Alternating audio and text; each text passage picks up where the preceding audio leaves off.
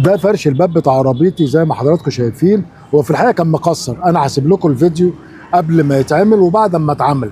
في الحقيقه هو اتعمل مش احسن حاجه، ولكن انا ارتضيت، يعني انا ارتضيت زي ما حضراتكم شايفين في حاجات كده مش احسن حاجه، وهو قال لي علشان دقيت وقال لي حاجات غريبه، ورغم ذلك انا اديته اللي هو طلبه. هو كان طالب 600 جنيه وانا عملته. اللي يقبل الشغل بالمنظر ده انا سايب تليفونه وسايب عنوانه يروح له.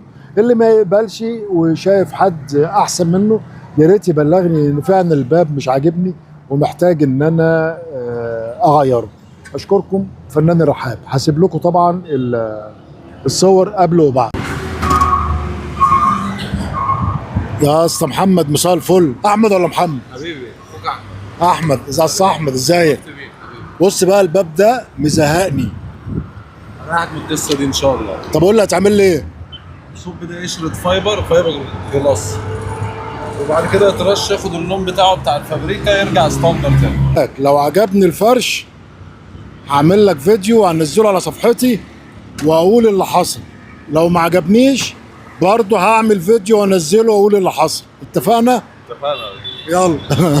طبعا انت واثق من نفسك. الحمد لله، ربنا يديمها نعمه يا رب. انا عايز اقول لكل المشاهدين ان انا في الحقيقه الباب ده كان مدغدغ. هوريكم كان عامل ازاي قبل ما اجي هنا عند اللوست احمد. اهو سروجي مصر. سروجي ايه مصر؟ فين؟ وادي التليفون بتاعه وادي كل بياناته عشان ما حدش يبعت ويقول لي عايز تليفونه. هو موجود اهو في الشارع الجديد على الشارع